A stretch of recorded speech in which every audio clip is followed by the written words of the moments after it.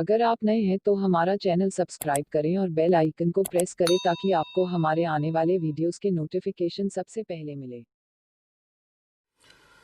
मित्रों नमस्कार। दुधानी जी, मेरी आवाज आ रही है? आपकी आवाज बंद है। सुशील जी, अब आ रही है जी। नमस्कार। प्रवीण जी, आवाज आ रही ना मेरी? चलिए, अभी थोड़ी देर के लिए सब लोग म्यूट कर दें अपने फोन को। थोड़ी देर मैं बात रखता हूं, फिर उसके बाद हम प्रश्न उत्तर के ऊपर आएंगे।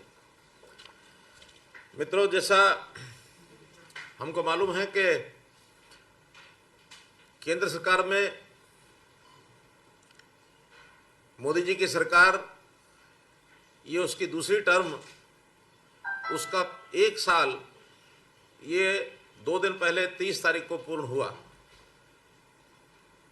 और इस एनडीए 2 के पहले साल में मैं समझता हूं बहुत ही उल्लेखनीय काम मोदी जी की सरकार ने किए। और कुछ काम तो ऐसे हैं जो वास्तव में एक इतिहास बन गया है। वर्षों से जो अटके हुए काम थे, जो जनता की प्रबल इच्छा थी, नहीं हो पा रहे थे, मोदी जी की सरकार ने और इस प्रकार से वो किए कि जिसके बारे में कोई सोच भी नहीं सकता। बिना किसी व्यवधान के जो काम हुए, उसमें अगर सबसे पहला महत्वपूर्ण काम मैं गिनता हूं तो वह है धारा 370। अनुच्छेद 370 को जिस प्रकार से उसका प्रभाव कम किया, जो इस देश की जनता की जब से देश आजाद हुआ, संविधान बना, तब से ही मांग थी कि इस धारा 370 के अनुच्छेद के प्रभाव को समाप्त किया जाए। क्योंकि एक राष्ट्र की कल्पना जो की गई थी, जहां एक विधान हो, एक निशान हो और एक ही प्रधान हो। कश्मीर में अभी तक भी 2 निशान और 2 विधान ये चलते थे। डॉक्टर श्यामा प्रसाद मुखर्जी के बलिदान के कारण से 2 प्रधान की जगह 1 प्रधान तो हो गया था, लेकिन अभी भी बाकी 2 चीज़ें शेष थी। अब कश्मीर जो है, जम्मू और कश्मीर, भारतवर्ष का एक अभिन्न अंग बन करके और आया है, उभरा है। देश की एकता, अखंडता इससे मजबूत हुई है। तो एक उल्लेखनीय काम ये पिछले 1 वर्ष में हुआ।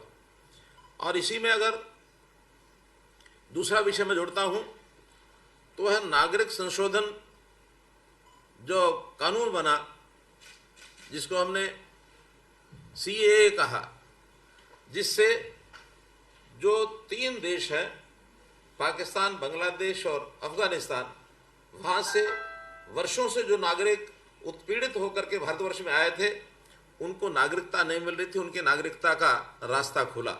ये भी मैं समझता हूँ अपने देश और इस रीजन के अंदर जो एक लोगों के मन में एक संशय था, और दूसरे प्रदेशों में, दूसरे देशों में रादर जो उत्पीड़न एक प्रकार से सहन कर रहे थे, उन सब लोगों को किस प्रकार से नागरिकता भारत की मिले, उसका रास्ता साफ हुआ।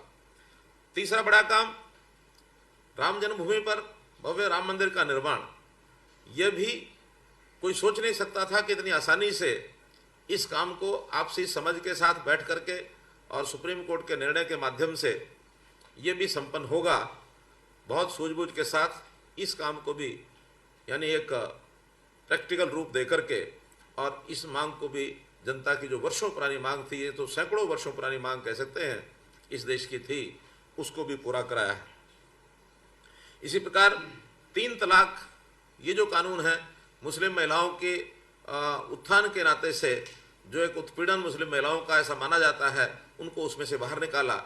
ये भी इस पिछले 1 वर्ष की देन है। करतारपुर साहब का जो गलियारा है, क्योंकि हमारे सिख बंधुओं के नाते से बहुत बड़ी मान्यता वहाँ जो गुरु नानक देव जी का जो एक स्थान है, उसके प्रति जो बनी है, और सारे देश के लोगों की आस्था है, तो उस स्थान पर लोगों का आना जाना उस गलियारे के माध्यम से आसान हो सके, इसका भी एक रास्ता करतारपुर गलियारे के नाते से ये बना है। वर्षों पुरानी यहाँ के जो देश के रक्षक लोग हैं, बुद्धिजीवी लोग हैं, और जो इस बात की मांग करते थे कि चीफ ऑफ डिफेंस स्टाफ ये एक होना चाहिए, तो एक कंबाइंड एक सिस्टम बना करके चीफ ऑफ डिफेंस स्टाफ की जो एक रचना बनाई गई, एक प्रावधान किया गया, ये भी एक हमारे रक्षा के नाते से एक बहुत बड़ा कदम जो इस पिछले साल में लिया गया है। मित्रों, काम गिनाने के लिए बहुत हैं, लेकिन कुल मिलाकर के पिछला 1 वर्ष इन सब बातों के लिए गिना जाएगा कि इस देश ने दुनिया में अपना एक ऐसा नाम बनाया है, एक ताकत के रूप में उभर करके आ रहे हैं। वो चाहे सामरिक ताकत हो, चाहे वो आर्थिक ताकत हो, राजनीतिक ताकत हो, हर दृष्टि से भारतवर्ष का नाम देश में ऊंचा करने के लिए प्रधानमंत्री जी ने कदम उठाए, वो सब सराहनीय हैं। प्रधानमंत्री जी ने आर्थिक दृष्टि से इस देश को आगे बढ़ाने के लिए, दुनिया के साथ अपने संबंध अच्छे बनाने के लिए, इन्वेस्टर्स को यहाँ लाने के लिए, यहाँ की जनता को किस प्रकार से आगे पार्टिसिपेट कराया जाए, हर वर्ग के साथ उन्होंने संबंध बनाए और संबंध बना करके जनता के लिए भी बहुत सी योजनाएं वो लागू की, चाहे वो शारीरिक दृष्टि से या चिकित्सा दृष्टि से, शिक्षा की दृष्टि से, किसान की दृष्टि से, व्यवसाय की दृष्टि से, हर प्रकार के क्षेत्र में उन्होंने बहुत सराहनीय काम किए। अगर मैं चिकित्सा के नाते से कोई एक विषय गिनाना चाहूँ तो आयुष्मान भारत जैसी स्कीम, ये भी उन्होंने घोषणा की, जिसके अंतर्गत कहा जा सकता है कि कोई भी गरीब परिवार उसको 5 लाख रुपए तक की एक इलाज की गारंटी ये सरकार की ओर से दी गई कि उसका एक चिकित्सीय बीमा कि किसी को रोग के कारण से और इस बात को ना सहन करना पड़े कि रोगी बिना इलाज के और वो मर गया या उसका घर का परिवार की स्थिति खराब हो गई, इसमें से ऊपर उठाया। देश भर में 1 करोड़ लोगों ने इसका लाभ उठाया है। अगर मैं हरियाणा की बात करता हूं तो 1,10,000 लोगों ने इसका लाभ उठाया है अभी तक हरियाणा में। और हरियाणा में तो हम इससे आगे बढ़ करके भी, क्योंकि जिनके नाम SCC डाटा में नहीं है, SCC डाटा 2011 में तैयार हुआ था, बहुत परिवारों का नाम उसमें नहीं है, हमने एक प्रावधान बनाया है, उसको जल्दी लागू कर देंगे कि जिन परिवारों की 1,80,000 रुपये से कम इनकम है वार्षिक, ऐसे परिवार भी इसमें शामिल किए जाएंगे, चाहे वो SCC डाटा में हैं अथवा नहीं है। इन सब का खर्च केंद्र सरकार की बजाय हरियाणा सरकार खुद वहन करेगी, तो एक बहुत बड़ी मात्रा में ये नाम भी जुड़ने वाले हैं, उसकी प्रोसेस चल रही है। वो सब परिवार पहचान पत्र के नाते से जो कार्यक्रम चल रहा है, बहुत जल्दी उसका पूर्ण होते ही उसका विधिवत प्रारंभ कर दिया जाएगा। हरियाणा में तो हमने और भी कुछ जो चीज़ें लागू की हैं, उसमें महत्वपूर्ण चीज़, ऐसे रोगी जो किडनी के यानी पेशेंट हैं, डायलिसिस जिनका होता है, अथवा कैंसर के रोगी हैं, ऐसे सब लोगों को भी आर्थिक आवश्यकता बहुत होती है, उनको भी हमने जो पेंशन 2250 रुपये की मासिक है, ऐसे सब लोगों के लिए भी 2250 रुपये मासिक पेंशन, HIV हो अथवा किडनी का डायलिसिस का मरीज हो या फिर कैंसर का मरीज हो, ऐसे सब लोगों को 2250 रुपये मासिक पेंशन ये भी हमने लागू की है। मित्रों, देश प्रगति के रास्ते पर आगे बढ़ रहा है। इसमें खास करके इन्वेस्टर्स या जो एंटरप्रेन्योर्स भारत में काम करना चाहते हैं, उनके लिए ईज ऑफ डूइंग बिजनेस का पैमाना ये बहुत महत्व रखता है। भारतवर्ष ने इतना एक काम करके हर प्रदेश का इसमें योगदान है, उन योगदान को आगे बढ़ाते हुए ईज ऑफ डूइंग बिजनेस जो वर्ल्ड बैंक का एक पैमाना है, उसके ऊपर जो हमारा 142वां नंबर था, 63वें नंबर पर हम आ गए हैं और हमारा जो टारगेट है अगला वो 50वें स्थान का है। अगर 50वें स्थान पर हम देश दुनिया भर में आते हैं तो निश्चित रूप से भारतवर्ष जो है वो एक डेस्टिनेशन, प्रेफर्ड डेस्टिनेशन बन करके और उभरेगा। और इसमें हरियाणा का अपना एक योगदान है। हरियाणा 2014 में जिसका रैंकिंग अपने देश के प्रांतों में 14वें स्थान पर था, हमने अपने आप काफ़ी सुधार किए और सुधारों के बाद हमारी जो रैंकिंग है वो 2018 के अंदर 3rd रैंकिंग आ गई थी। और मैं समझता हूँ अगली बार जब भी इसका कोई रिव्यू होगा तो उसके अंदर हम और अच्छा स्थान बनाएंगे।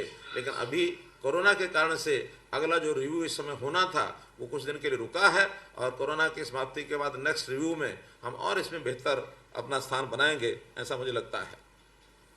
प्रधानमंत्री जी ने गरीबों के लिए, किसानों के लिए, छोटे व्यापारियों के लिए और जो हमारा श्रमयोगी है उनके लिए ये भी बहुत ध्यान रखा है कि ऐसे गरीब परिवारों को वार्षिक सहायता ये पहुंचनी चाहिए। और इसमें भी जो 60 वर्ष की आयु का व्यक्ति हो जाता है उसको कैसे पेंशन के दायरे में लाया जाए। तो किसान की मानधन योजना, प्रधानमंत्री श्रम योगी मानधन योजना, प्रधानमंत्री लघु व्यापारी मानधन योजना, ये सब योजनाएं लागू की। और इसमें 18 वर्ष से लेकर 40 वर्ष तक के लोग अपनी ओर से भी कुछ प्रीमियम यदि अदा करते हैं, प्रीमियम उतना ही केंद्र सरकार भी देगी, तो इनको 3,000 रुपये पेंशन मिलेगी। हमें जब ध्यान में आया कि ऐसे लोग अपने पास से प्रीमियम देने में असमर्थ होंगे अथवा संकोच करेंगे अथवा नहीं देने की आदत अभ्यास नहीं रहता, पैरेलल हमने एक और स्कीम चलाई और वो है मुख्यमंत्री परिवार समृद्धि योजना, जिसके अंतर्गत ये तय किया गया कि ऐसे सब प्रकार के प्रीमियम, चाहे वो पेंशन के हैं अथवा कोई बीमा कराना है बीमे के हैं, क्योंकि सुरक्षा बीमा योजना, जीवन ज्योति बीमा योजना, इनके प्रीमियम 12 रुपये और 330 रुपये ये भी कोई देने के लिए तैयार होता नहीं है। तो ऐसे सब प्रकार के प्रीमियम देने के लिए उस परिवार की सहायता की जाए। जिन परिवारों की आय 1,80,000 रुपये से कम है, ऐसे सब परिवारों को 6,000 रुपये साल का दे करके ऐसे प्रीमियम उसमें से भराए जाए ताकि उसकी भविष्य उसका सुरक्षित हो जाए। तो ये योजना हमने भी लागू कर दी है। लगभग 4.5 लाख लोगों को, शायद 6.5 लाख लोगों को मुख्यमंत्री परिवार समृद्धि योजना का लाभ ये मिल गया है। तो ये इस योजना को हमने आगे बढ़ाया है। प्रधानमंत्री किसान सम्मान निधि 6,000 रुपया वार्षिक, ये काम भी इस देश में पहली बार हुआ है कि हर किसान के खाते में हर 4 महीने के बाद 2,000 रुपया जाएगा। और ये पिछले वर्ष भर में लगातार चला है, इस बार की किस्त भी पहुंच गई है। किसान अपने खर्चों को किस प्रकार से उसमें मीट आउट कर सकता है, सारे खर्चे न भी मीट आउट हों तो कम से कम 6,000 रुपये का सहयोग साल का उसको होता है। तो एक बहुत बड़ा एक काम जो है किसान का वो आगे बढ़ जाता है। इस प्रकार की व्यवस्था ये भी प्रधानमंत्री जी ने की है। उसमें हरियाणा ने जो योगदान किया है वो मैंने आपको बताया है। प्रधानमंत्री जी ने केयरिंग फॉर पुअर, जो भी कोरोना के दिनों में, कुछ बातें मैंने कोरोना से पूर्व की बताई हैं पिछले वर्ष की, लेकिन पिछले 2.5 महीने से हम कोरोना के पीड़ में निकल रहे हैं।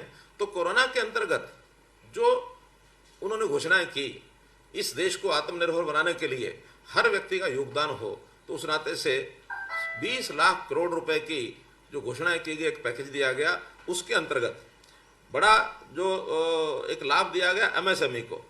उस एमएसएमई में 3.5 लाख करोड़ रुपए का एक पैकेज केवल एमएसएमई के लिए घोषित किया। हमने हरियाणा में भी इसकी योजना बनाई है कि केंद्र का जो लाभ मिलेगा वो तो मिलेगा ही, साथ में हरियाणा की ओर से भी हम उसमें कुछ लाभ जोड़ सकते हैं। तो जैसे शिशु लोन है एमएसएमई के लिए 50,000 रुपये का लोन, इस लोन में जो ब्याज एंटरप्रेन्योर को देना पड़ता है, उस ब्याज में हमने भी अपनी ओर से उसमें योगदान करने का ये तय किया है। ऐसे ही ये शिशु लोन 5 लाख लोगों को हम लोग दिलवाएंगे, इसका हमने बैंकों से बात करके प्रावधान किया है। जो स्ट्रीट वेंडर है, जो अनऑर्गेनाइज्ड लेबर है, रेडी फड़ी वाला है, ऐसे लोगों को भी डीआरआई के अंतर्गत 15,000 रुपये का लोन, छोटी पूंजी लगा करके अगर छोटा धंधा कर सकता है वो, तो 15,000 रुपये का लोन उनको भी हम दिलवाएंगे। इसके लिए बैंक से बात हो गई है। 3 लाख लोगों को ये लाभ देने का हमारा टारगेट है। इसका इंटरेस्ट 4% उनको देना पड़ता है वार्षिक, लेकिन हमने तय किया है कि 2% का इंटरेस्ट ये हरियाणा सरकार देगी, ताकि सिर्फ 2% के इंटरेस्ट पर ये 3 लाख लोगों को छोटी पूंजी इनको मिल सके। इसके लिए हमने किया है। किसानों के लिए बहुत सी योजनाएं बनाई गई हैं। पशुपालन विभाग के लिए बनाई गई, मत्स्य पालन के लिए बनाई गई है। इंटीग्रेटेड फार्मिंग, एक प्रकार से जो छोटा किसान है उसको कैसे खेती क्षेत्र अलग से कोई काम करने के बाद किस प्रकार से अपना जीवन यापन करने के लिए कमा सकता है, पैसा लगा सकता है। इसलिए बहुत बड़े बड़े बजट उस 20 लाख करोड़ रुपए के पैकेज में वो अनाउंस किए गए हैं। पशुधन क्रेडिट कार्ड, ये पहली बार इस देश में हो रहा है कि किसान क्रेडिट कार्ड तो हमने पहले बनाया, अभी हर किसान जो पशु साथ में रखता है उसका पशुधन क्रेडिट कार्ड बनाया जाएगा। उसकी लिमिट भी बनाई जाएगी ताकि उस लिमिट के अनुसार बैंक से वो एडवांस ले सके और अपने पशुओं के माध्यम से, पशुधन के पालन के माध्यम से अपना जो जीवन यापन वो कर सके। एफपीओज का विस्तार ये भी किया जा रहा है।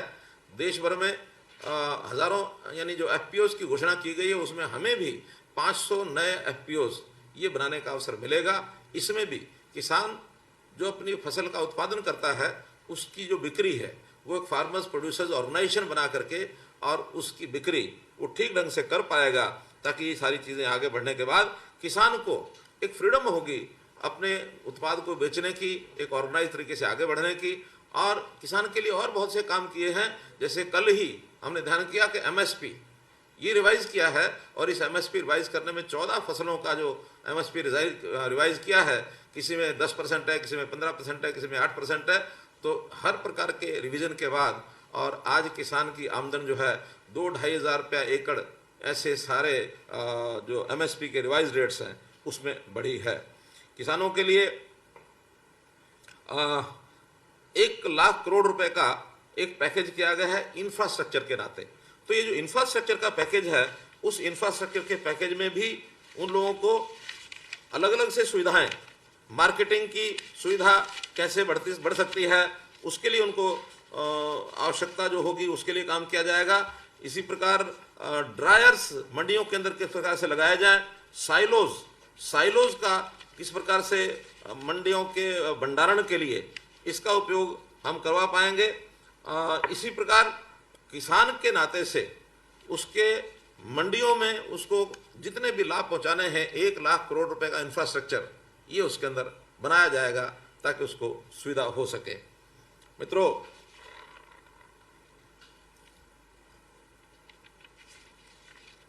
इसी प्रकार गरीब लोगों के लिए गरीब कल्याण इस नाते से जो योजनाएं बनाई हैं उसमें मनरेगा, इसका भी उल्लेख जरूर करना चाहूँगा कि मनरेगा का जो वेजेस है वो बढ़ा करके, और इस समय हरियाणा का अगर मैं आंकड़ा बताता हूँ तो 309 रुपया प्रतिदिन जो डेली वेजेस उनको मिलेगा, और हरियाणा जो है हाईएस्ट वेजेस के नाते से देश भर में ये होगा।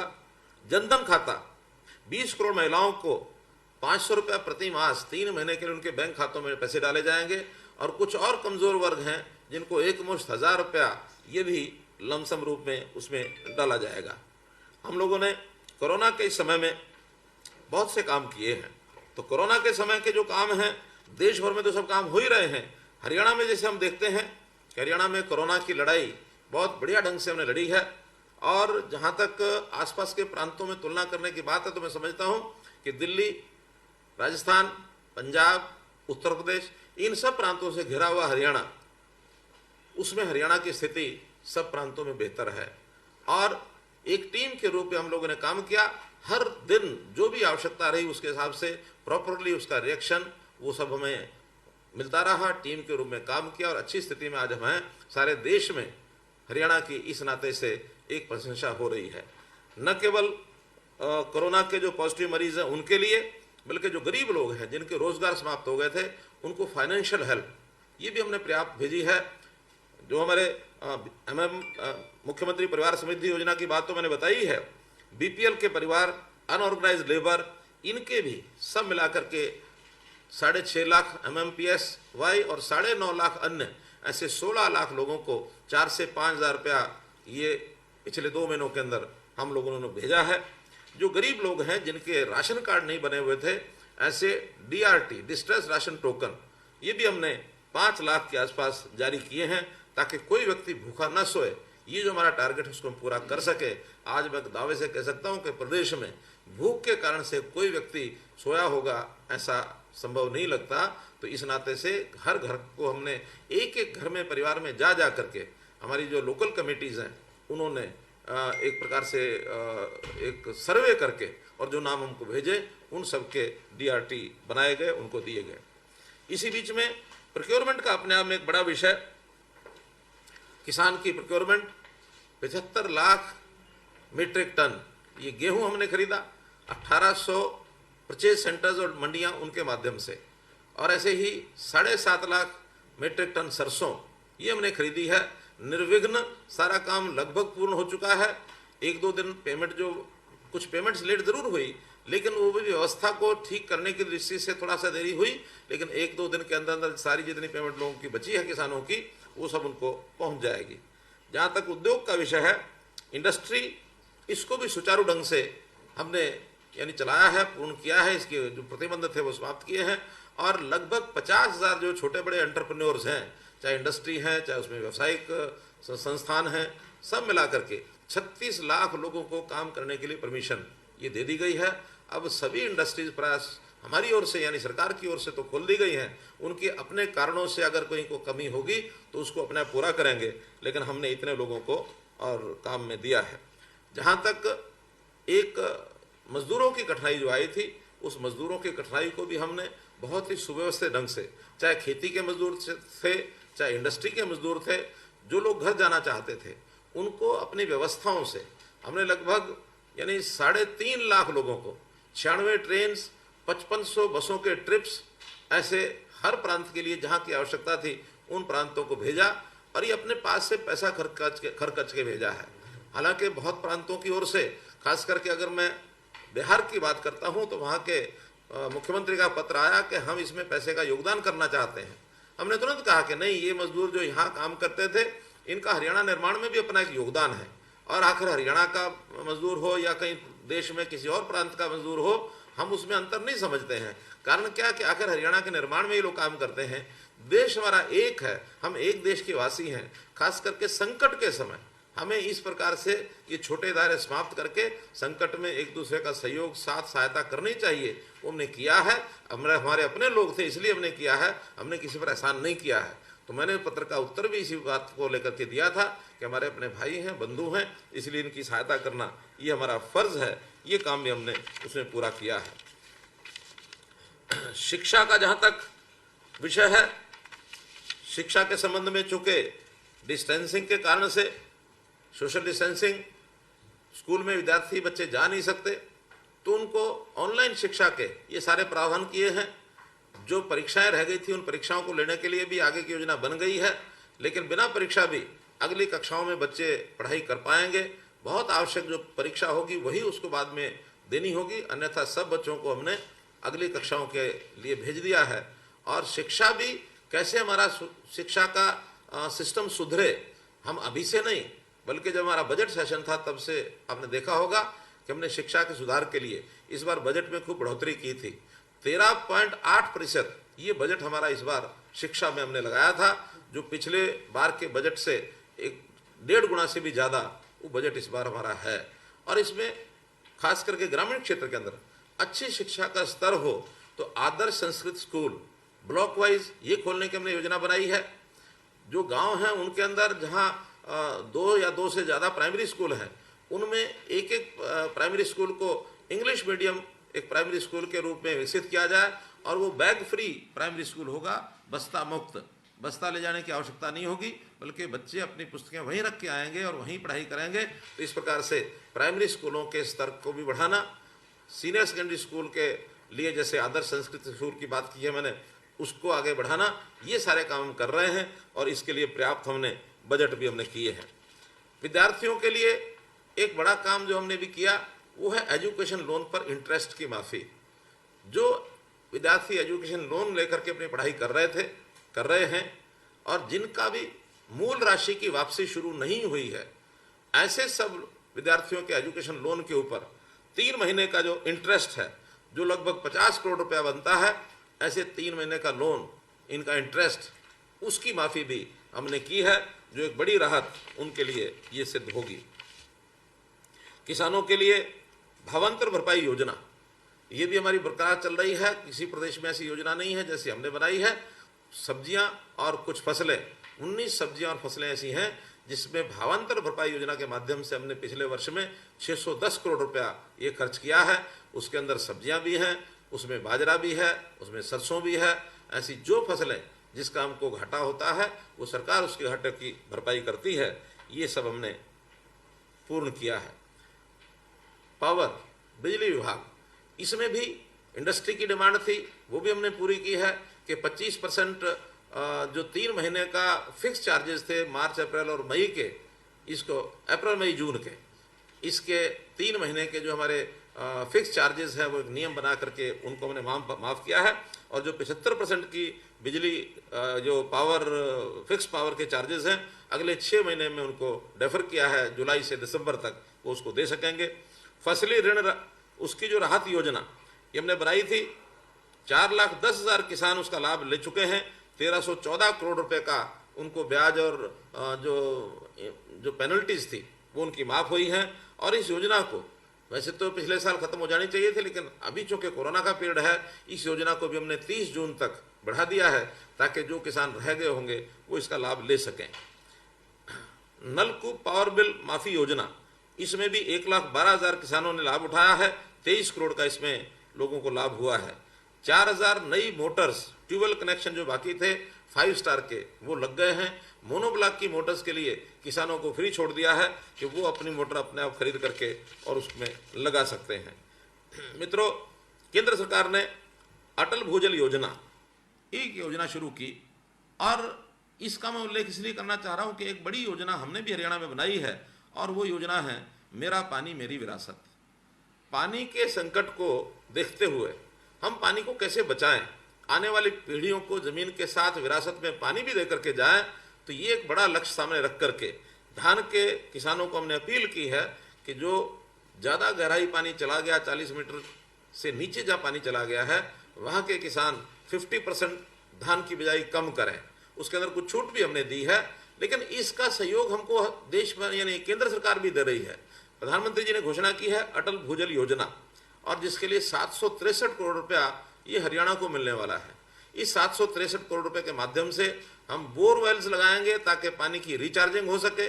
हम पॉन्ड अथॉरिटी के माध्यम से तालाबों को ठीक करेंगे, जहाँ जहाँ रिचार्जिंग का काम हो सकता है वो करेंगे, पानी को बचाने का काम करेंगे, ताकि पानी हमारा भविष्य है, पानी हमारा जल हमारा जीवन है, इस बात को ध्यान में रखते हुए इसका भी हम उपयोग करेंगे। मित्रों, अगर मैं पोस्ट कोविड की बात करता हूँ, कोरोना के बाद आखिर क्या क्या होगा उसमें भी जैसे प्रधानमंत्री जी ने बहुत सी योजनाएं उनको लागू करने के लिए जो पैकेज घोषित किए हैं, खास करके चाहे वो किसान हैं, चाहे इंडस्ट्री है और चाहे इन्वेस्टर हैं, एक बड़ी योजना जो कि देश और दुनिया में अभी जो कुछ चल रहा है उसके अंदर भारतवर्ष भी ये चाहेगा कि ज़्यादा से ज़्यादा इन्वेस्टर हमारे यहाँ आए। हरियाणा के नाते हम भी चाहेंगे कि बाहर के इन्वेस्टर यहाँ आएँ। हमने पिछले दिनों के अंदर जापान के लोगों से, अमेरिका के लोगों से और अब आगे कोरिया के लोगों से भी एक मेरी वेबिनार के माध्यम से बातचीत होने वाली है कि उनको बता करके और हमारे यहाँ जो क्या क्या सुविधाएं हम उनको दे सकते हैं वो सारी सुविधाओं के माध्यम से उनको आकर्षित किया जाए। खासतौर पर उनकी अपेक्षा होती है कि ज़मीन हमको ये यहाँ पर मिले, आसान किस्तों पर मिले या आसान कीमत पर मिले। हमने उसके लिए लीजिंग का जो पैटर्न है ज़मीन देने का, वो भी दीर्घकाल के लिए लीजिंग पैटर्न इसको भी शुरू किया है ताकि उनको खरीदने ना पड़े और लीज पर ले सकें। पंचायती ज़मीन को भी लीज पर ले करके और यहाँ इंडस्ट्री लोग लगा सकते हैं, ये भी हमने उसमें से एक प्रावधान निकाला है। और हरियाणा के अंदर इन्वेस्टर जो आए उसके लिए जो मुख्य बातें हैं ज़मीन की, जैसे मैंने बात बताई, उसमें एक ईज़ ऑफ डूइंग बिजनेस भी है। आखिर हमारे यहाँ हम तीसरे रैंक पर देश भर में हैं, नॉर्थ इंडिया में तो हम पहले स्थान पर हैं, और दिल्ली के नज़दीक होने के नाते से एक जो विसिनिटी है और एक एनसीआर के अंदर होने के नाते से लोगों की एक चाहत भी है कि हरियाणा में आए हम और यहाँ पर आकर के इंडस्ट्री लगाएं। हम इसके लिए अपने नौजवानों को उनको स्किलिंग भी कराएंगे, स्किल डेवलपमेंट के माध्यम से योग्य व्यक्ति, योग्य वर्कर ये इंडस्ट्री को मिले, इसके लिए भी हम अपना सारा सिस्टम हमने बनाया है, उसके अंदर हमको लाभ मिलेगा। क्लस्टर अप्रोच ये हमने शुरू की है ताकि उस क्लस्टर अप्रोच में एक एक ज़िले में किस प्रकार की क्लस्टरिंग हो उद्योग की, कहीं एग्रो फूड्स की इंडस्ट्री है, कहीं फार्मास्यूटिकल की है, कहीं वस्त्र उद्योग ये शुरू हो, कहीं स्टील का उद्योग शुरू हो। ऐसे अलग अलग प्रकार के क्लस्टर्स की अप्रोच हमने सारे हरियाणा में 22 के 22 ज़िलों के अंदर ये बनाई है। इसके लिए भी हम आगे काम कर रहे हैं और मैं समझता हूँ कि दुनिया भर के लोग बहुत आकर्षित होंगे। हरियाणा है और चाहे देश है, क्योंकि हरियाणा का अपना एक योगदान देश के अंदर बड़ा महत्वपूर्ण है। प्रधानमंत्री जी ने हमारा जो स्वर्ण जयंती का कार्यक्रम था उसमें आकर के कहा कि Haryana can become the growth engine of the country, यानी हमारे प्रति इतना एक विश्वास है देश के प्रधानमंत्री को कि हरियाणा देश का ग्रोथ इंजन बन सकता है। और ग्रोथ इंजन के रूप में हम आगे बढ़ भी रहे हैं, क्योंकि अगर मैं प्रति व्यक्ति आय की बात करता हूँ तो हमारी बड़े जो प्रदेश हैं प्रति व्यक्ति आय इस पर हम नंबर 1 पर हैं। हमारा जीडीपी 8 लाख करोड़ रुपए का ये जीडीपी हो चुका है। तो इस नाते से एक बहुत बड़ा एक आर्थिक एक ताकत हरियाणा की प्रदेशों में जहाँ देखते हैं वो बनी हुई है। और हमारे यहाँ किसी प्रकार की कोई कठिनाई न उद्योग को है, न मजदूर को है, न किसान को है, न किसी कर्मचारी को है, किसी वर्ग को कोई कठिनाई नहीं है। बहुत स्मूथली सारा सिस्टम हमारा चल रहा है।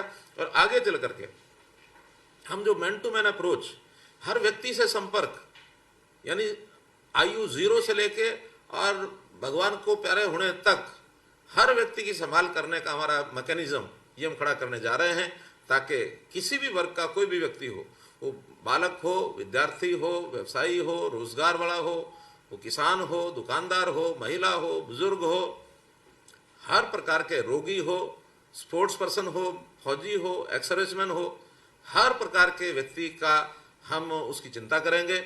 और उसका उपयोग क्या होगा, वो प्रदेश के देश के हित में क्या कर सकता है, इसके लिए भी हम काम करेंगे, ताकि हर व्यक्ति को ये लगे कि मुझे भी अपने देश प्रदेश के लिए कुछ योगदान करने का अवसर मिल रहा है।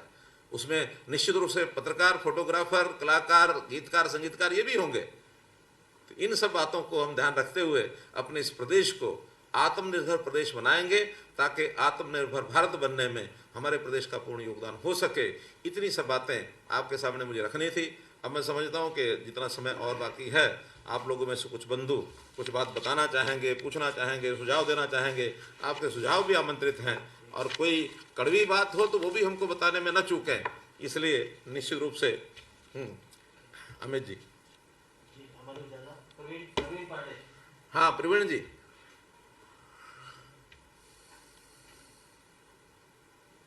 प्रवीण जी अपना, हाँ हाँ, आ रही आ रही है।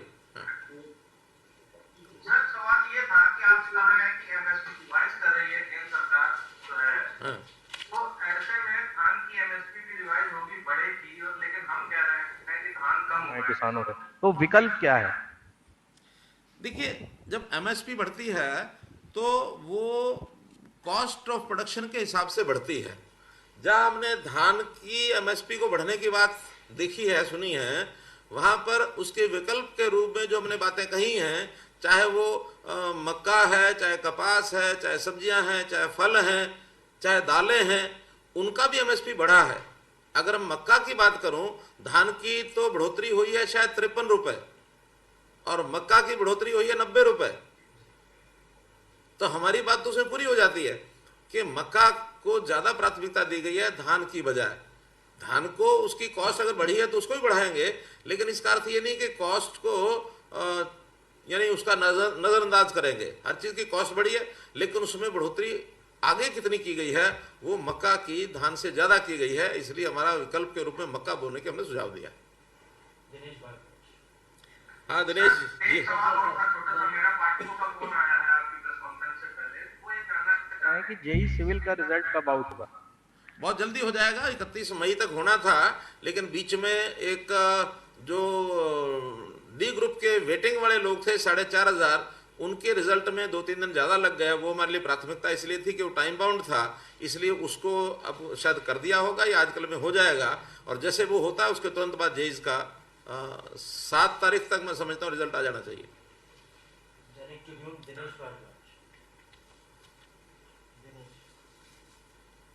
जी दिनेश जी। ऑनलाइन एजुकेशन जो स्कूलों की आप करा रहे हैं सर, अच्छा प्रयास आपने किया है लॉकडाउन में जी। मैं ये जानना चाह रहा हूँ सर कि जो जून अब स्टार्ट हो गया है, प्राइवेट स्कूल्स ने बहुत सारे ने होमवर्क देके छुट्टियां कर दी हैं, तो हरियाणा के गवर्नमेंट स्कूल्स जो हैं वो क्या रहेगा? ऑनलाइन क्लासेस चलती रहेंगी या छुट्टियां करने जा रही है सरकार? पहला सवाल। देखिए, अभी चूंकि ऑनलाइन सिस्टम अभी चालू है, और ऑनलाइन का मतलब तो ये कि घर में बैठ के पढ़ाई करनी है, ऑनलाइन में स्कूलों में तो आना नहीं है। तो जितनी स्कूलों की छुट्टियां बचती होंगी उतनी ही छुट्टियां करेंगे, बाकी छुट्टियां ज्यादा करने का इस बार स्कोप ही नहीं बचेगा। क्योंकि पहले जो 1.5 महीना स्कूल बंद रहे हैं, इस 1.5 महीने को कवर करने के लिए या तो हमारे पास समर वेकेशन है या विंटर वेकेशन है। तो इन दोनों वेकेशंस को मिला करके इस 1.5 महीने की छुट्टियों को देखते हुए और कितनी छुट्टियां बीच में करनी होंगी उसका हिसाब किताब लगा करके छुट्टियां करेंगे। लेकिन बहुत अधिक गर्मी होने का भी उन छुट्टियों को कैलकुलेशन में एक प्रभाव रहेगा। अभी तो गर्मियां नहीं है, जून के 15 के बाद गर्मी कितनी होती है उसके हिसाब से देखेंगे।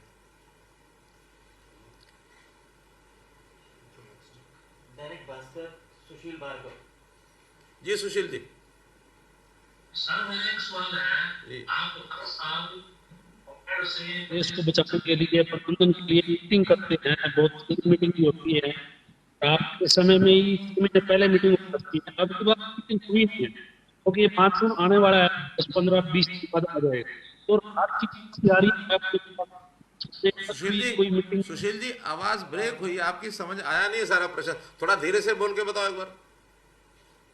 बाढ़ राहत को लेकर सर क्या तैयारियां हैं? अभी अब की बार मीटिंग नहीं हुई, आपके समय में शुरू हुई थी और आप 2-3 महीने पहले तैयारियां शुरू कर देते थे, अब की बार कुछ डिले है। हाँ देखिए, ठीक आपने कहा, हम लोगों ने बाढ़ राहत के लिए जो मीटिंग्स थी वो जनवरी में शुरू कर दी थी। पहले हमेशा अप्रैल मई में मीटिंग्स होती थी, हमने 4 महीने पहले इसीलिए की थी कि उस समय अपनी तैयारी में सब लोग लग जाएं।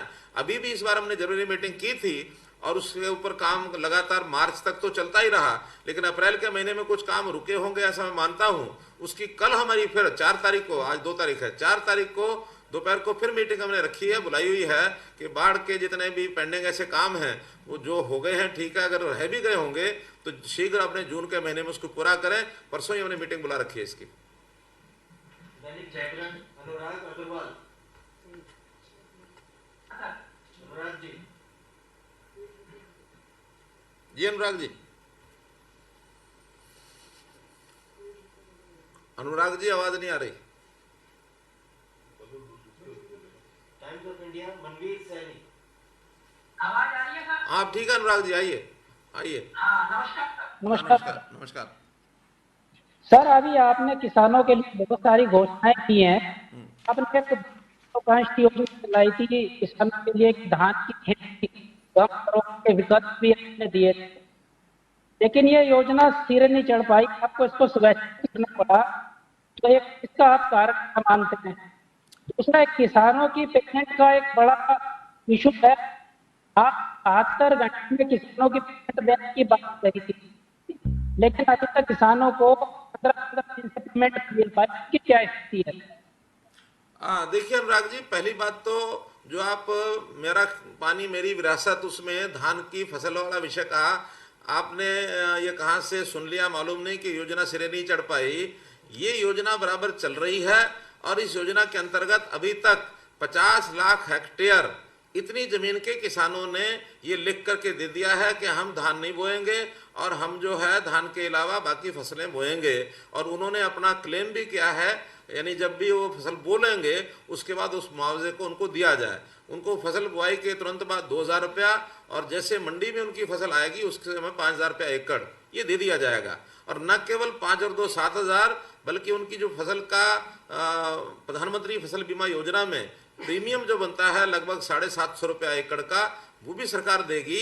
और एक नई बात, अभी जैसे कल एमएसपी की घोषणा हुई है उसमें 90 रुपया प्रति क्विंटल जो रेट बढ़ा है, और अगर मैं 25 क्विंटल भी अगर मान लेता हूँ एक एकड़ में उसकी प्रोडक्शन, तो ये लगभग 2400 रुपया ये बन जाता है।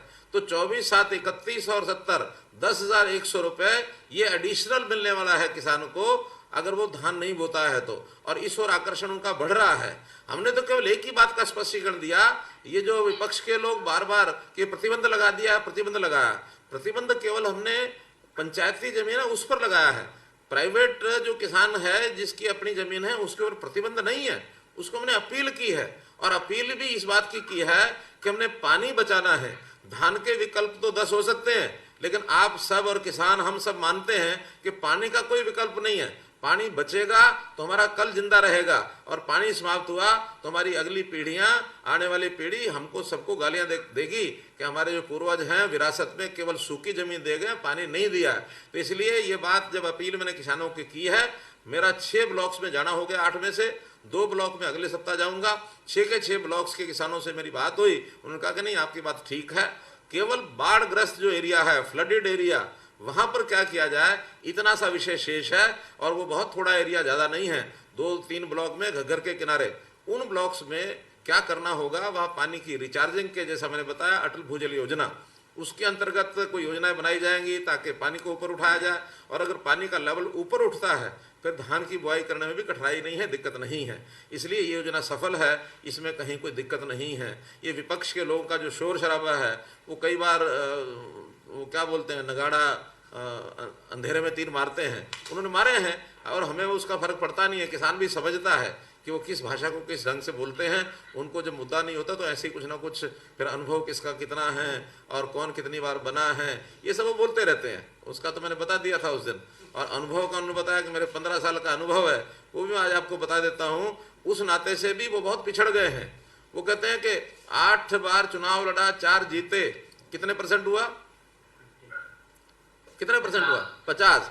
भाई यहाँ तो 2 चुनाव लड़े थे, दोनों जीते, कितने परसेंट हुए? 100%। और अगर मैं पिछले 2 चुनाव का हिसाब लगाऊं तो मैं दोनों पिछले चुनाव में जीता हूं, वो दोनों पिछले चुनाव में हारे हैं। तो 2 चुनाव हारे, दोनों को दोनों गए, कितना परसेंट? 0। और हम 2 लड़े हैं, दोनों जीते हैं। इसलिए किसी भी हिसाब से लगाएंगे तो वो हिसाब किताब में तो आगे आ नहीं सकते।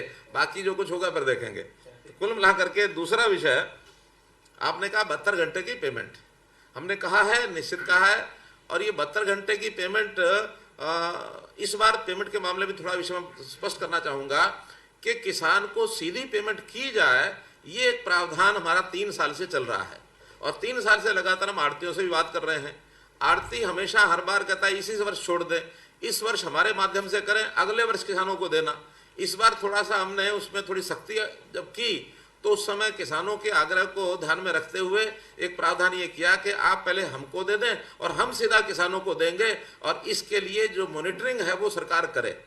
उस मॉनिटरिंग के कारण से एक नया जो सिस्टम बनाना पड़ा, ताकि हम उनके बैंकों में से उनके खाते में डालेंगे और वो जितनी किसानों की पेमेंट देनी है वो वापस बैंक में डाल करके और सीधी किसानों के खाते में जाए, क्योंकि उन्होंने जो अपनी पेमेंट लेनी थी उसके लिए कंसेंट फॉर्म उन्होंने भरवाने थे। तो ये सब जो प्रक्रिया चली, इसमें वो समय शुरू में 8-10 दिन लेट हुआ। बाद में जब ये किसानों को पेमेंट जानी शुरू हुई है तो लगातार सब जाती रही है। और आज की डेट में मैं समझता हूँ कि 20 मई, शायद 20 मई के भी बाद की जितनी किसानों को, जितनी आड़तियों को पेमेंट जानी थी वो हमारी ओर से जा चुकी है। कुल मिला के 600-700 करोड़ शायद बचती होगी 16,000 करोड़ में से। अब आड़तियों ने आगे किसानों को सब दी है कि नहीं दी है, ये जरा एक हिसाब किताब अकाउंट होने वाली है।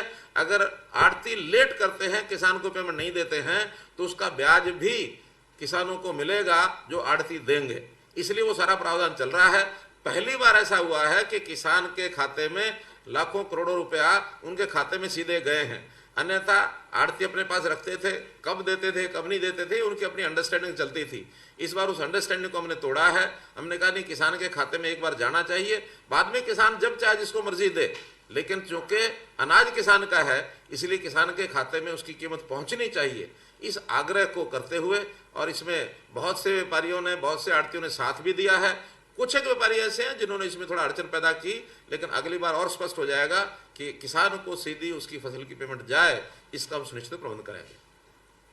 धन्यवाद सर। मनवीर सैनी। हाँ मनवीर जी, जी नमस्कार। सर मेरे छोटे सवाल है, तो है इंटरस्टेट बॉर्डर। आप बड़ा सा एक ही सवाल कर दो ना। सर ये एक तो इंटरस्टेट बॉर्डर जो है दिल्ली के साथ फिर दोबारा से सख्ती शुरू हो गई है। कल थोड़ी देर के लिए खुले, उसके बाद आज फिर झज्जर, सोनीपत, फरीदाबाद और गुड़गांव में शुरू। कोई खास कारण इसका? एक और दूसरा, जितना कोविड फंड के अंदर हरियाणा में खर्च हो रहा है तो उसकी मॉनिटरिंग के लिए किस तरह के मेजर्स लिए जा रहे हैं कि उसका मिसयूज ना हो या कुछ और सामने ना आए? ठीक है, दोनों प्रश्न आपके बड़े महत्वपूर्ण हैं। पहले तो इंटरस्टेट की जो बात है, ये ठीक है कि जैसे एमएचए ने गाइडलाइंस दी थी इंटरस्टेट के सभी बॉर्डर्स खोल दिए जाएं। हमने भी एक प्रारंभिक जो उसके लिए फैसला लिया था कि इंटरस्टेट बॉर्डर खोले जाएं, लेकिन इसमें दिल्ली सरकार की ओर से भी थोड़ा विरोध आया कि नहीं, इंटरस्टेट बॉर्डर हमें नहीं खोलने चाहिए। तो हमारे तो पहले ही बंद थे, हमने तो नए सिरे से खोलने थे। जब दिल्ली सरकार ने कहा नहीं खोलने हैं तो हमें ये लगा कि हाँ, अभी उनकी बात भी शायद थोड़ा सा दम रखती है कि दिल्ली और हरियाणा का बॉर्डर एक बार ज़रा सख्त रखा जाए। फिर भी उनसे बात करके अगर वो तैयार होंगे, क्योंकि ये इंटरस्टेट मामलों में दोनों स्टेट्स की सहमति चाहिए। एमएचए ने भी यही कहा है कि खुले जाएं, लेकिन तो भी अगर स्टेट्स कोई आपस में दूसरा प्रावधान करना चाहते तो वो करें। इसलिए दिल्ली सरकार और हरियाणा सरकार दोनों चाहेगी तो वो खुल जाएंगे, वरना बाकी स्टेट्स के था हमारे सारे बॉर्डर खुल गए हैं, कहीं कोई कठिनाई नहीं है। दूसरा विषय, आपने कोविड के खर्चे की बात कही। देखिए, कोविड का खर्चा, एक तो जो हमने कोरोना रिलीफ फंड इसको एकत्र किया था, कुछ खर्च तो उसमें से हो रहा है, जितना अनिवार्य उसमें से खर्च करना वो कर रहे हैं। एक हमारे पास डिजास्टर मैनेजमेंट का जो पैसा है, उसमें केंद्र ने कुछ अलाउ किया हमने कि उसमें से वो खर्च करेंगे। वो डिजास्टर मैनेजमेंट की अलग टीम है, वो अपना उसमें से कुछ खर्चे कर रहे हैं। हम अपने कोरोना रिलीफ फंड में ये पंचायत डीसीज को कुछ फंड दिया है, कुछ पंचायत को दिया है, ऐसे जो फंड है उसमें से जाएंगे।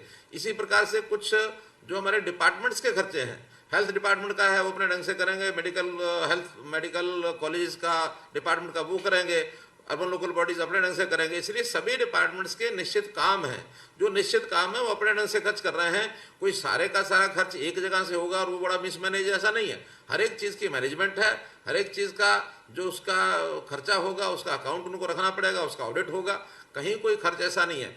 कुछ संस्थाएं वो अपने मन से अपना खर्च कर रही हैं, उन संस्थाओं को हम नहीं कह सकते कि वो खर्च कितना करें, कहाँ करेंगे। बहुत संस्थाओं ने योगदान भी किया है, सीधा प्राइम मिनिस्टर केयर फंड में किया है, कुछ कोरोना रिलीफ फंड में किया है, और कुछ उन्होंने इन काइंड डीसीज को, जो हमारी लोकल कमेटीज में बनी है, डीसीज को भी सामान दिया है, वो वहीं पर लोकल बांटा गया है। तो इसलिए मुझे नहीं लगता कि इस कोरोना के समय पर, ऐसी महामारी के समय, कहीं कोई गड़बड़ करने की मन में सोचेगा भी, सोचना भी पाप है। और अगर फिर कोई बात ऐसी शिकायत मिलती है तो सख्त कार्रवाई भी हम करना जानते हैं, उसमें कहीं कोई कठिनाई नहीं है।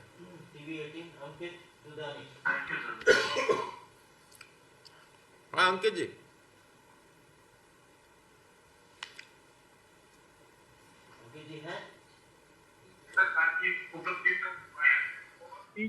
सरकार की आवाज अंकित जी, आवाज तो आपने गिनवाया, और माइक जरा नजदीक रखो, माइक।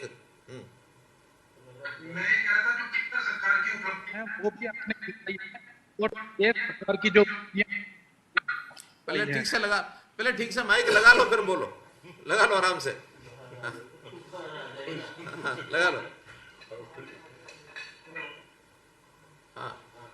हाँ बोलो। हाँ, मैं कह रहा था जो आपने है वो गिनवाई है, और एक सरकार की उपलब्धि गिनवाई है। लेकिन जब भी कोई बात करता है तो बात यही कहता है कि धान खुला हुआ है, गेहूं की खरीद में खुला हुआ है, और जिस तरह से पोस्ट घोटाला हुआ है, शराब घोटाला हुआ है, तो क्या आप मानते हैं कि पिछले 5 साल की सरकार के दौरान या अभी 6 महीने की सरकार के दौरान घोटाले हुए और घोटाले हुए, क्या मानते हैं? अंकित जी देखिए, विपक्ष का अपना एक काम होता है, बातों को हवा में उड़ाना। एक बार उड़ा दिया, उनको कोई पूछताछ करने वाला तो है नहीं। अब लोकतंत्र में कल को हम इसका हिसाब किताब लगाने लगे हैं कि हाँ तुमने क्या कहा था वो सच है कि झूठ है, तो कल मिला के लोकतंत्र में राजनीतिक लोग फिर क्या कहते हैं कि हमको दबाया जा रहा है, हमको बोलने नहीं दिया जा रहा। लोकतंत्र में तो जो बात सामने आती है उसका जितना जवाब हमने देना उतना हमने दिया है, उसके बाद उनको जो कहना वो कहते हैं। जनता सब समझती है कि क्या ठीक है क्या गलत है, और इसके बाद भी अगर किसी को लगता है कि नहीं सरकार की ओर से ठीक जवाब नहीं दिया जाता तो इसके बहुत से प्रावधान है। आखिर घोटाले का आरोप लगाना बड़ा आसान है, घोटाला कहीं ना कहीं से वो सिद्ध करेंगे तो उनका ही काम है, ये कोई सरकार का काम नहीं है कि कोई बात अगर वो कहेंगे कि घोटाला हो गया, ये हो गया, वो हो गया। अगर उसके लिए मैदान में आए तो सही, जो उनके किए हुए घोटाले हैं एक एक करके सामने आ रहे हैं, वो तो आपके सामने पता है ही है कैसे कैसे घोटाले करके गए। अगर एक ही घोटाला कहूँ कि आजकल जो चल रहा है पिछले 5-7 दिन से ही लगातार जो हमको सुनने में मिल रहा है, वो नौकरियों का घोटाला पीटीआई का हुआ कि नहीं हुआ? पीटीआई नौकरी में घोटाला हुआ कि नहीं हुआ, आप बता दें। हुआ है ना, क्योंकि सुप्रीम कोर्ट ने कहा है, ये मैं नहीं कह रहा। तो सुप्रीम कोर्ट अगर कोई बात कहे तो उसको हमको मानना होगा। तो ऐसे अगर कोई विषय है तो मैदान में आकर के बात करें, केवल हवा में उड़ाने से बात नहीं बनती है। हाँ, अगर कहीं कोई दिक्कत आएगी उसके अंदर हम उसकी इंक्वायरी भी कराते हैं, और जो दोषी होता है उसको दंडित भी करते हैं। यही सरकार है हमारी, जो अपने ही समय के ऐसी शिकायतों पर हमने खूब इंक्वायरियां भी कराई हैं, और जो गलत पाए गए हैं उनको दंड भी दिया गया है। आप पिछले इनके जो शासनकाल थे, जो आज विपक्ष में बने बैठे हैं, बहुत महाराजा और बहुत लाट साहब बनते हैं, जरा ये लाट साहब ये बताएं तो सही कि इन्होंने अपने समय में अपनी गलतियों का कोई कोई भी एक भी बार इन्होंने कोई इंक्वायरी कराई या कोई किसी प्रकार की छानबीन कराई? नहीं कराई। वो हमारे ही जिम्मे है जितना हम कराएंगे, चाहे उनके हैं चाहे हमारे हैं, अपने आप कराएंगे। अच्छा करें तो 70% क्या? मैं कह रहा हूँ 70% अच्छा कर रहे हैं, मान लिया तो 100% अच्छा होता है। विपक्ष इसी बार टोकी कर रहा है। ठीक से लगाओ, आवाज नहीं आ रही आपकी। मानता है तो वो चाहते हैं कि 100% अच्छा करें, इसलिए टोका टोकी। नहीं समझ में आई। अच्छा मानते हैं इतनी बात तो समझ में आई, आगे नहीं समझ में आई।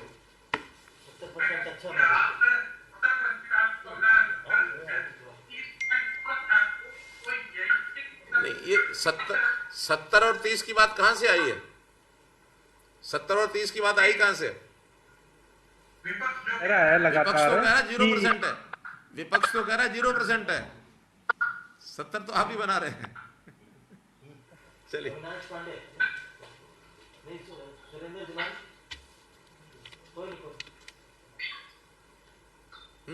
चलिए आगे। कौन है? हाँ धीमान जी।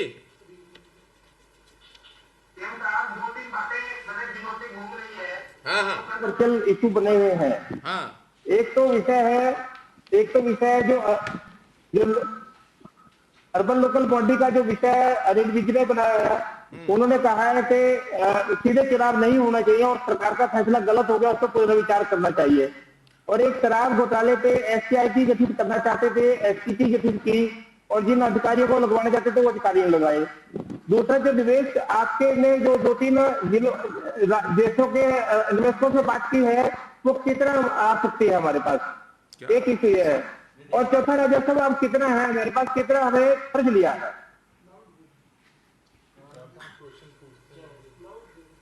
चलिए कोई नहीं, मैं जितने पूछे सारे, उनकी हिम्मत है ज्यादा पूछने की, हम ज्यादा प्रश्न को उत्तर भी दे देंगे, उतना ही संक्षेप कर देंगे।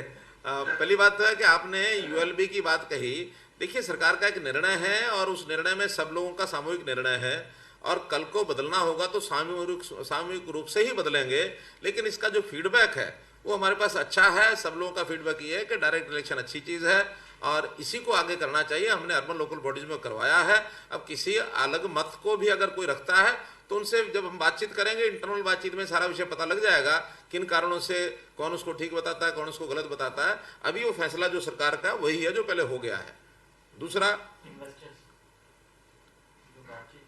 इन्वेस्टर्स, हाँ इन्वेस्टर्स के अंदर जो बातचीत हमारी चल रही है, सभी जो विदेशों के भी लोग हैं, अपने देश के भी जो लोग हैं, हरियाणा में जो इन्वेस्ट करना चाहते हैं, हर एक के अपने अपने काम, बहुत से लोग तो ऐसे जिनके पहले से अपने काम चल रहे हैं और वो यहाँ एक्सपेंशन करना चाहते हैं, या अगर किसी की कोई समस्या कठिनाई है वो भी हमारे सामने रखते हैं, उसको हम दूर करते हैं। और नई इन्वेस्टमेंट के नाते से क्या क्या हम करने वाले हैं हम उनको बताते हैं, और ये लगातार चलने वाला प्रोसेस है।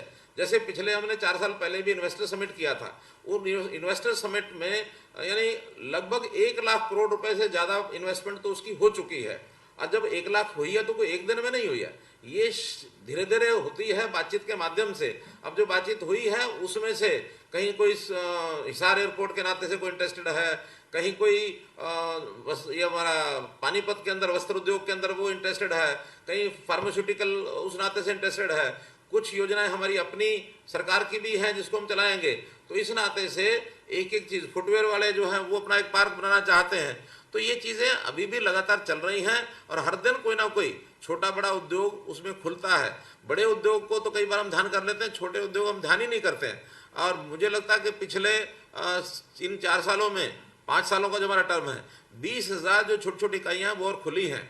तो इसलिए इन छोटे छोटे उद्योगों को भी जब खोलते हैं तो इन्वेस्टमेंट इससे भी आता है, रोजगार इसमें भी मिलता है। एक विषय आपने शराब घोटाले का जो विषय किया है, वो जो भी कोई एक प्रक्रिया है उसके तहत जो एससीटी बनी है वो काम कर रही है, और उसके अंदर जैसा काम होगा रिपोर्ट अपनी देनी होगी। उसके अंदर एक व्यक्ति रिटायर हो गए थे, उनकी जगह दूसरे व्यक्ति को लगाया है, और वो जो कुछ चल रहा है वो उसके अंदर कहीं कोई कठिनाई नहीं है। जो भी चीज़ निकल करके आएगी, जो रिकमेंडेशन उस कमेटी की होगी, उस रिकमेंडेशन के हिसाब से हम कार्रवाई करेंगे। अविनाश पांडे, पंजाब केसरी। अविनाश पांडे। जी अविनाश जी। हाँ सर, मेरा सवाल था कि पिछले तरह से हरियाणा में कोरोना की मामले हैं, खास से एनसीआर क्षेत्र में, तो किस तरह सरकार की क्या कर तैयारी है? भाई आवाज साफ क्यों नहीं आ रही? आप लोगों के पार्ट पर है कुछ क्या गड़बड़? थोड़ा डिस्टेंस रखो। नहीं।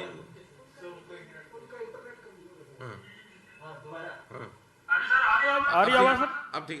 हाँ हाँ सर, मेरा सवाल ये था सर कि पिछले 10 दिनों से जिस तरह से हरियाणा में कोरोना के केसेज लगातार बढ़ रहे हैं, खासतौर से एनसीआर में, तो सरकार की सर फर्दर क्या आगे तैयारी है कि मतलब अगर हालात ज्यादा खराब होते हैं तो क्या तैयारी रहेगी सर सरकार की?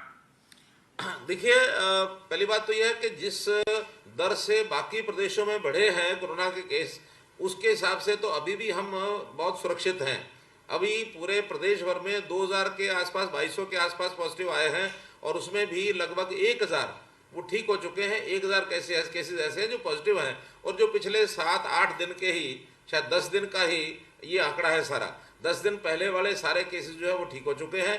एक दुर्भाग्यपूर्ण स्थिति यह है कि 21 लोगों की डेथ हुई है और 21 में भी जो हमारी जानकारी है 16 या 17 लोग तो ऐसे हैं जिनको कोई ना कोई पूर्व ऐसी यानी दुर्लभ बीमारियां थी जिन कारणों से, और ऐसे जो भीषण बीमारियां, उन भीषण बीमारियों के कारण से उनकी मृत्यु हुई है। किसी को कैंसर है, किसी को हार्ट अटैक है, किसी को बाकी सब बीमारियां उसके कारण से हुई है। तो इस नाते से वो कोई ऐसी चिंता वाली बड़ी स्थिति ऐसी नहीं है। लेकिन हाँ, अगर कोई स्थिति ज़्यादा गंभीर होती है उसके लिए हमारे पास पर्याप्त संख्या में बेड्स भी हैं, पर्याप्त संख्या में हमारे हॉस्पिटल भी काम कर रहे हैं, हमारे मेडिकल कॉलेज भी अलर्ट हैं, प्राइवेट जो डॉक्टर्स और इंस्टीट्यूशंस हैं वो भी कहीं कोई अच्छी स्थिति में है, वो भी सब इस बात के लिए तैयार हैं कि कोई भी इवेंचुअलिटी में हम जो है इसका मुकाबला करने के लिए तैयार हैं। कहीं किसी प्रकार की चिंता करने की हमको आवश्यकता नहीं है। ज़्यादा केसेस आने के कारण एक थोड़ा पिछला जो डाटा है कहीं ना कहीं उसके अंदर मिसमैच हुआ है, ऐसा जो जानकारी मिल रही है कि प्राइवेट लैब्स का जो डाटा वो हमारे पास दर्ज नहीं हुआ। उन्होंने, प्राइवेट लैब्स ने अपने टेस्ट करते रहे और वो उसको अपने पास रखा। उन्होंने हमारे पास जब जानकारी उसकी मिली है, उस मिसमैच को भी पूरा किया, तो मुझे लगता है काफ़ी बड़ी संख्या में तो केसेस वो निकलेंगे जो आज से 20 दिन पहले जिनके टेस्ट हो चुके हैं और वो साथ साथ ठीक भी हो चुके हैं। इसलिए बहुत बड़ी कोई अलार्मिंग स्थिति ऐसी नहीं है, ऐसा मुझे लगता है। हरिभूमि योगेंद्र शर्मा। योगेंद्र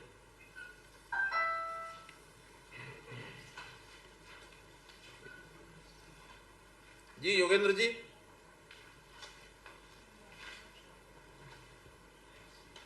खबरें अभी तक अनिल मोर।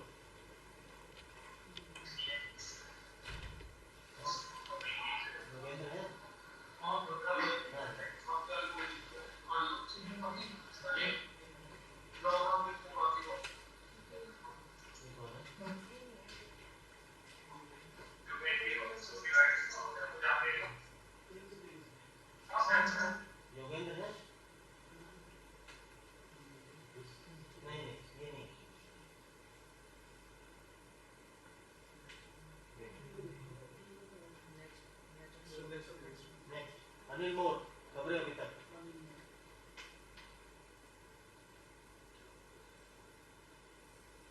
नेक्स्ट कर लो। MH1 चंद्रशेखर धरनी।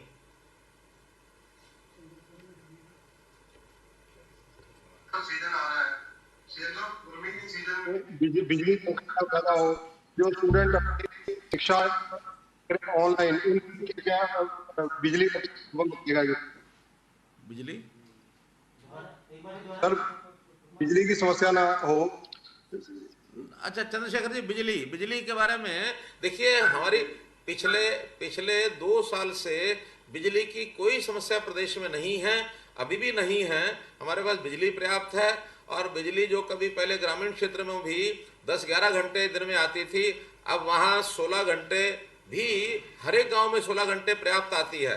4500 गाँव ऐसे हैं जहाँ 24 घंटे आती है। इसलिए बिजली की समस्या ना गांव में ना शहर में है और आगे इस प्रकार का कोई हमें समस्या भी नहीं है।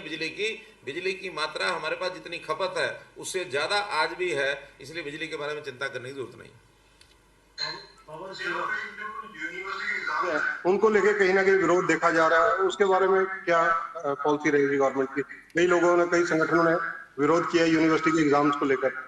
देखिए वो क्योंकि एक हायर एजुकेशन काउंसिल बनी हुई है, हायर एजुकेशन काउंसिल वाले बैठ करके विचार करेंगे कि एग्ज़ाम को किस प्रकार से कराना है, किस प्रकार से नहीं कराना है। अब संगठनों के तो अपने अपने हेतु हो सकते हैं, कुछ इनका मत अलग हो सकता है, लेकिन आखिर एग्ज़ाम तो हमको कराना ही है। बिना एग्ज़ाम के बिना तो आगे पढ़ाई संभव नहीं है। इसलिए पहले भी जो एग्ज़ाम होते थे वो मई जून में ही होते थे, तो मई का महीना निकल गया, अब जून और जुलाई के अंदर एग्ज़ाम होने चाहिए। फिर भी जो हायर एजुकेशन काउंसिल का विचार बनेगा वो जब सरकार के पास आएगा उसके हिसाब से उनको निर्णय लेने में सुविधा होगी।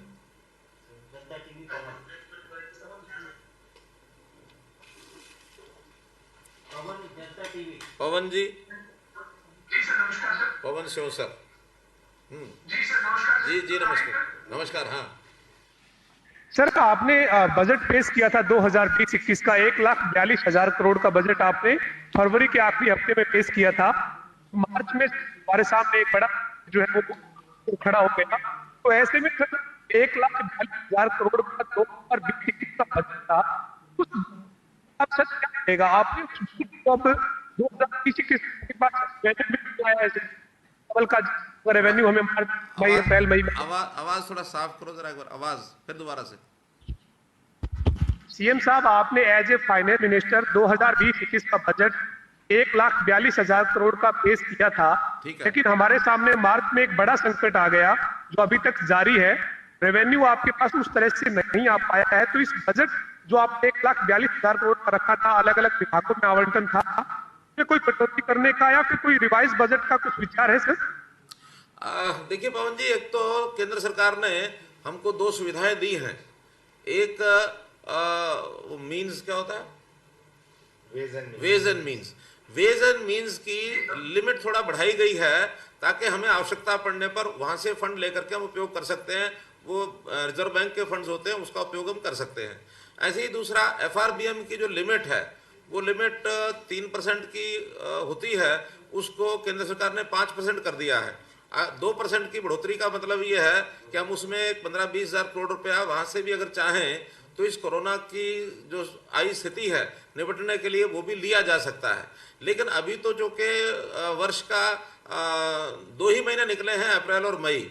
अब आगे स्थितियाँ कैसे बनती हैं उसके हिसाब से जो आने वाला बजट, आने वाला जो सत्र है, हमारा जो वर्षाकालीन सत्र होगा, उस समय तक सारी स्थितियाँ स्पष्ट होंगी। और बजट में हमेशा जब भी कभी इस प्रकार की स्थिति होती है तो उसके लिए रिवाइज्ड एस्टिमेट्स, उसके हिसाब से किसी विभाग में कम, किसी में ज़्यादा, वो भी किया जा सकता है। आखिर बहुत सी चीज़ों में परिवर्तन आएंगे। कुछ विभाग ऐसे हैं जिनका खर्चा ज़्यादा होगा, कुछ विभाग ऐसे हैं जिसमें खर्चा कम होगा, क्योंकि 2 महीने में अब विकास के काम तो प्राय नहीं हुए, न मार्च में हुए, ना अप्रैल में हुआ, ना मई में हुआ। तो अप्रैल और मई का जो बजट जिन चीज़ों का बचेगा वो कहीं दूसरी चीज़ों में खर्च होगा। तो इसके रिवाइज्ड एस्टिमेट्स जो हैं वो निश्चित रूप से दोबारा बनेंगे। और जैसे ही हमारा सेशन आएगा, मानसून सत्र जो आएगा वो अगस्त में कभी भी आ सकता है, तो उसके हिसाब से उसका विचार करेंगे।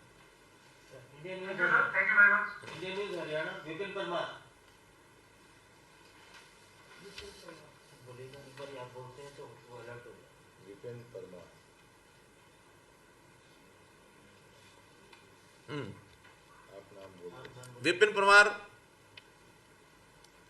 विपिन जी हैं इंडिया न्यूज हरियाणा।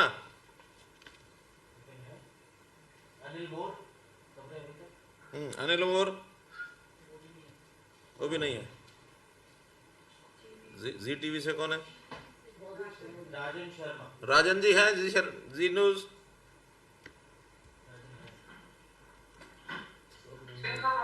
जी नमस्कार राजन जी।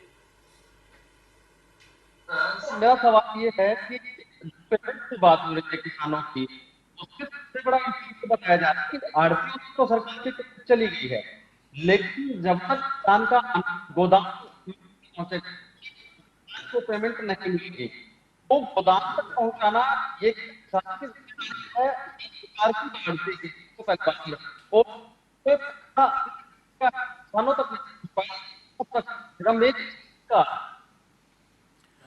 राजन जी आवाज ठीक से समझ तो नहीं आई, लेकिन मुझे कुछ शब्दों में से जो ध्यान में आया वो है जो फसल जो है मंडियों में पड़ी है और उसका उठान नहीं हो पाया।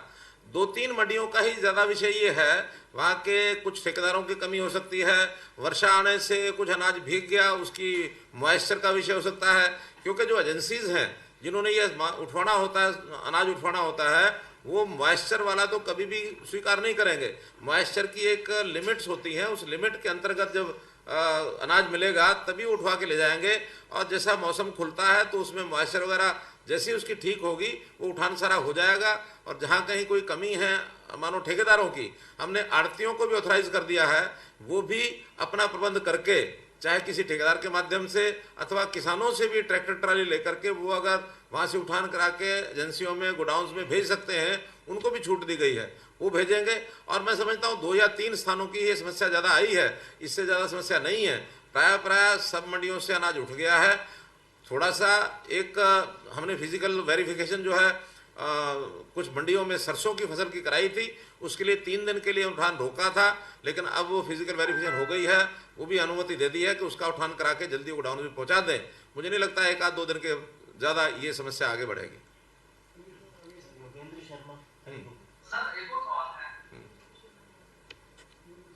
बोलो राजन जी।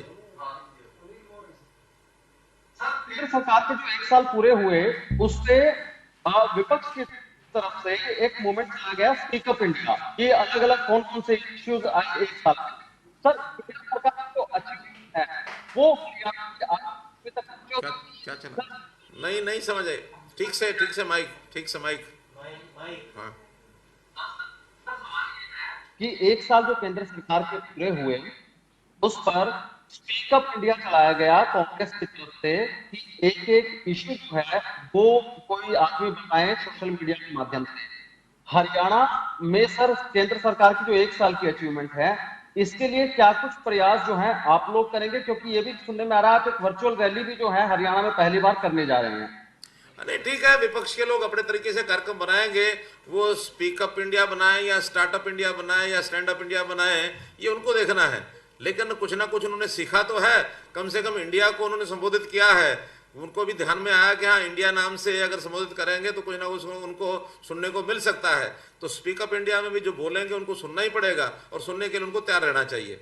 जहाँ तक 1 साल की उपलब्धियों का विषय है, ये पार्टी के नाते से पार्टी अपना काम कर रही है, उन्होंने अपना अभियान चलाया है, और Bharatiya Janata party door to door campaign करेगी। वहाँ प्रधानमंत्री जी का एक पत्र है, केंद्र सरकार की उपलब्धियां हैं, और निश्चित रूप से हरियाणा सरकार की उपलब्धियों का एक पत्र भी हम उनको छपवा करके देंगे, और साथ में सैनिटाइजर, मास्क ऐसा करके, और 20 लाख परिवारों को संपर्क करने की योजना उनकी है, और वो 7 तारीख से 8 तारीख से शुरू करने वाले हैं। हाँ अनिल बोल।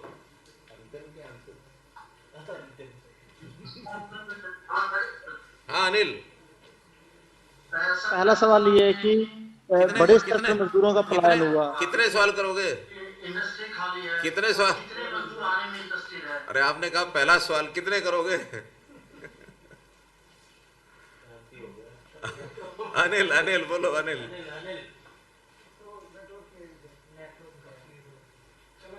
मुश्किल से नेटवर्क जुड़ा, बेचारे का वो उलझ गया। पूछ लो।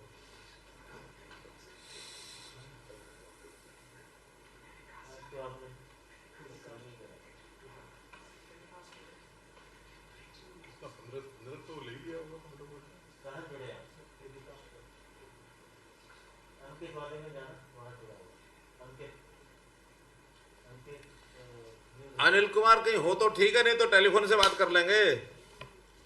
चलो आप बोलो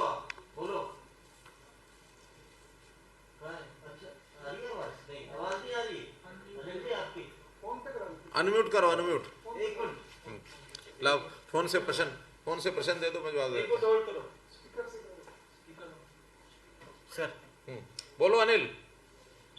सर मेरे 2 सवाल है सर। पहला सवाल तो सर ये है कि बड़े स्तर पर मजदूर पलायन हुआ, अब कितने मजदूर वापस आना चाहते हैं, कोई मोटा आंकड़ा? दूसरा सवाल सर, बड़ौदा चुनाव की सर आप इंटरनल तैयारियों में तो लग गए हो, अब वोट मोदी सरकार की उपलब्धियां या मुख्यमंत्री मनोहर लाल सरकार की नीतियों के आधार पर किस आधार पर आप भविष्य में वोट मांगेंगे बड़ौदा बाई इलेक्शन सर?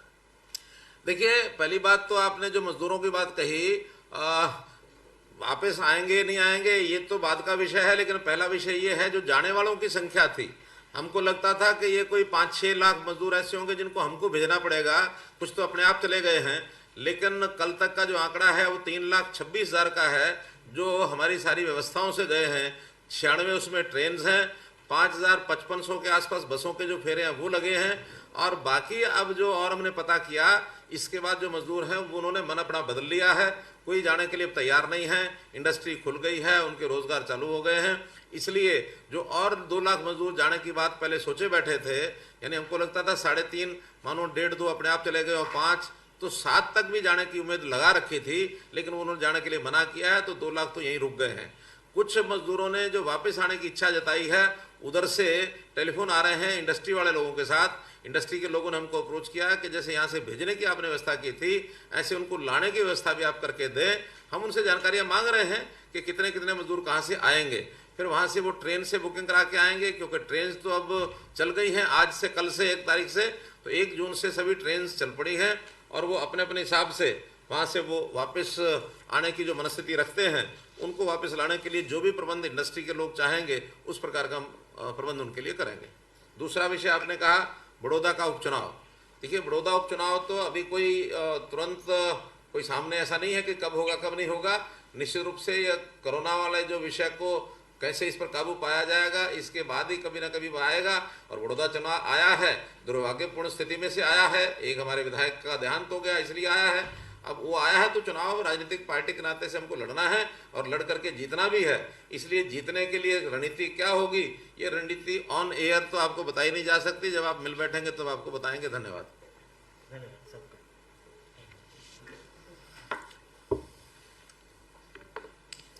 ठीक है, बहुत बढ़िया, बहुत बहुत धन्यवाद। आप लोगों ने समय दिया और इतने बढ़िया ढंग से आप लोगों ने प्रश्न किए, हमसे जो बन पड़ा हमने भी आपको उत्तर दिए। बहुत बहुत धन्यवाद।